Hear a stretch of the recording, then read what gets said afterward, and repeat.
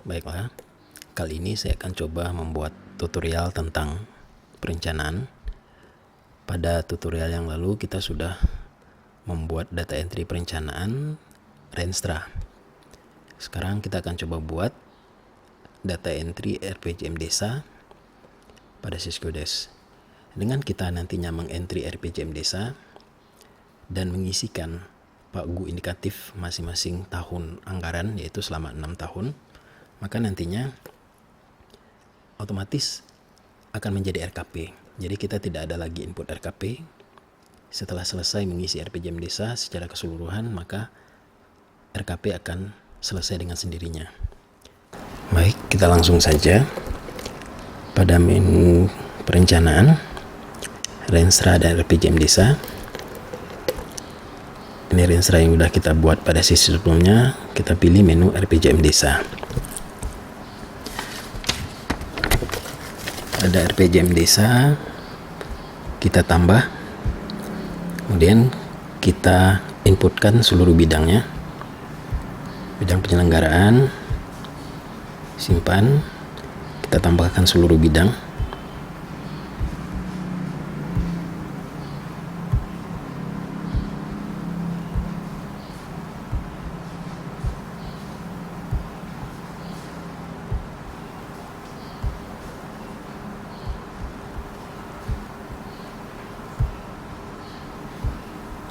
Juga tambahkan bidang tidak terduga kalau ini akan digunakan di tahun RPJM tersebut.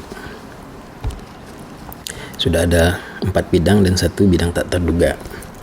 Kemudian sebagai contoh, saya akan membuat di bidang penyelenggaraan pemerintahan desa. Kalau di sini kita menggunakan istilah nagari khusus Sumatera Barat. Dan pada prinsipnya untuk menginput seluruh bidang-bidang ini adalah sama. Jadi saya cuma mau mengambil 1 bidang saja. Kita klik 2 kali di sini di bidangnya, tambah kode, kita klik kodenya. Di sini saya akan ngambil bidang kegiatan pembayaran penghasilan tetap dan tunjangan. Sasaran Renstranya, jadi kalau kita sudah input di Renstra tadinya, kita tinggal pilih di sini. Ini akan tampil sasaran-sasaran yang sudah kita input sebelumnya. Jadi kalau pembayaran penghasilan tetap tunjangan berarti sasarannya di sasaran nomor 1. Lokasinya desa simulasi. Keluarannya di sini saya coba buat saja peningkatan pelayanan terhadap masyarakat. Ini isiannya disesuaikan dengan isi RPJM masing-masing. Sasaran atau manfaat saya kosongkan saja. Kemudian pelaksanaannya, karena ini pembayaran penghasilan pasti akan dibayar setiap tahunnya selama tahun RPJM, berarti harus kita checklist ke 6 periodenya, 6 tahun. Oke. Pelaksana kegiatannya adalah swakelola karena ini dilaksanakan sendiri. Kemudian kita simpan. Itu baru 1 kegiatan. Kemudian kita tambah lagi kegiatannya. Kegiatan operasional kantor desa atau kantor wali negari kalau di sini. Sasaran Renstranya kita ambil yang kedua, sasaran 02. Lokasinya desa simulasi. Keluarannya saya kosongkan saja, sesuaikan saja dengan yang ada di Renstra masing-masing, RPJM masing-masing. Tahun pelaksanaan ini dilaksanakan tiap tahun juga. Kita checklist ke-6-nya. Kemudian pola pelaksana adalah swakelola. Simpan. Kemudian kegiatan yang ketiga saya coba lagi operasional BPD, Badan Permusyawaratan Desa. Permusyawaratan Desa. Pilih sasaran Renstranya, kita pilih sama, ingat saja kantor dapat masyarakat. Lokasinya desa simulasi. Keluaran saya kosongkan lagi. Ini juga tiap tahun. Polanya juga dilaksanakan secara swakelola. Kemudian kita simpan. Selesai input kegiatan-kegiatan yang akan kita laksanakan selama tahun RPJM. Ini cuma 3 kegiatan saya contohkan dan cuma pada satu bidang, yaitu bidang penyelenggaraan pemerintahan. Untuk bidang-bidang lainnya polanya sama, silahkan diikuti saja. Kemudian kegiatan ini harus kita inputkan pagu indikatif atau dana indikatifnya, sehingga nanti datanya akan mengalir ke dalam RKP. Kita ambil di pembayaran penghasilan tetap dan tunjangan, kita klik 2 kali. Jadi kita sampai di tab dana indikatif. Ini masih kosong, kita klik tambah. Tahun satunya kita lihat dulu. Oke, berarti dari tahun 2015. Jadi tahun satunya adalah tahun 2015. Lokasinya sama kayak tadi, desa simulasi. Volumenya saya bikin 1 tahun saja. Sasaran wanitanya silahkan diisi sesuai dengan data demografi atau keadaan penduduk di sana. Di sini saya buat wanitanya misalnya 200 orang, prianya 175 orang. Sasaran rumah tangganya taruhlah 80. Pelaksananya saya kosongkan saja. Pelaksana ini nama PTPKD-nya. Ini sumber dananya ADD. Biayanya untuk 1 tahun itu misal saja 200 juta. Waktu pelaksananya 1 tahun. Tahun mulainya adalah 1 Januari 2015 sampai dengan Desember 2015. Pola kegiatannya swakelola. Kemudian kita simpan. Selesai. Ini baru tahun 1. Lakukan penambahan sampai dengan tahun ke-6. Tahun kedua juga begitu. Isinya sama, lokasinya desa simulasi.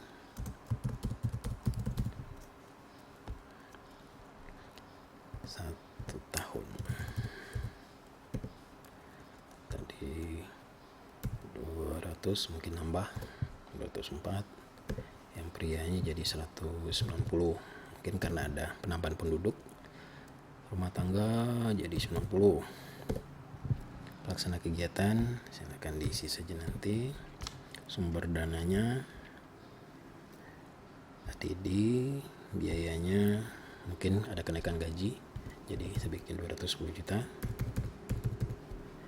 Waktu 1 tahun. Tahun awal Januari 2016 sampai dengan Desember 2016. Simpan dan lanjutkan sampai selesai isian sampai dengan tahun ke-6. Baik, kita lanjutkan. Setelah selesai input untuk kegiatan pembayaran penghasilan tetap dan tunjangan, sudah kita input sampai dengan tahun ke-6. Jadi tahun ke-6 di sini adalah tahun 2020. Dimulai 2020 berarti pada awal 2021 udah selesai. Berarti kita cuma input sampai tahun 2020. Ini sudah ada isi-isiannya. Untuk di kegiatan tersebut kita klik tab kegiatan, masih ini. Kita coba cetak. Di sini terlihat ini adalah bidangnya, ini jenis kegiatan, lokasinya, program volumenya 6 tahun. Di sini bisa kita lihat tahun pertama ada, ini checklist artinya di tahun-tahun bersangkutan dianggarkan untuk kegiatan pembayaran penghasilan tetap dimaksud. Ini adalah total selama 6 tahun, yaitu 1.350.000, sumbernya ADD, polanya adalah swakelola. Ini adalah untuk satu kegiatan. Kalau untuk per tahunnya bisa kita lihat di sini. Kita cetak. Ini untuk per tahunnya, ini tahun 2015.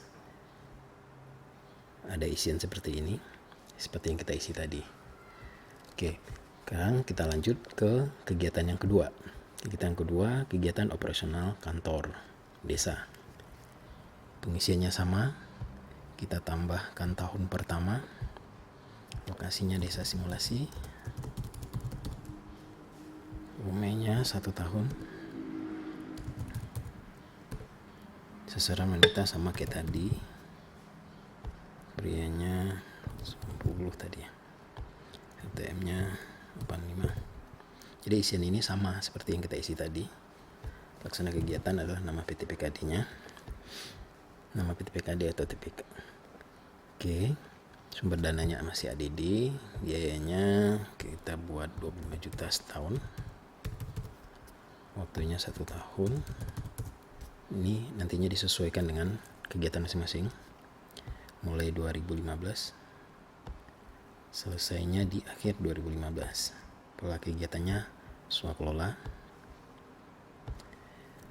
lanjut, tambah tahun kedua, dan begitu seterusnya.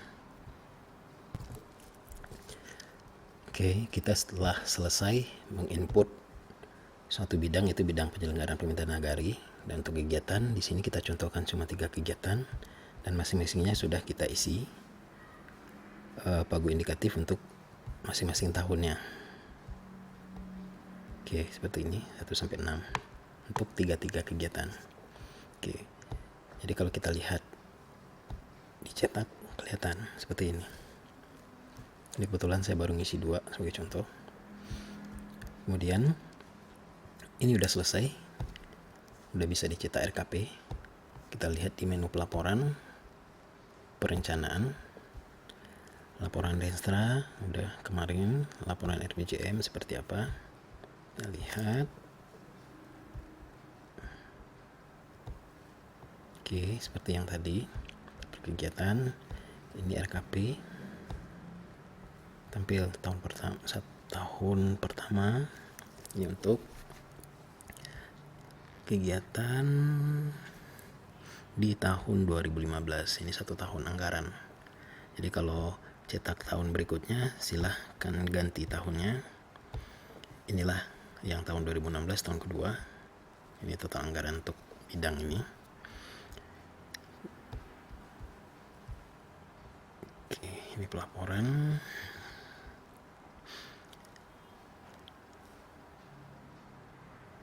Di tahun 2016. Oke. Kemudian kita coba lihat di penganggaran.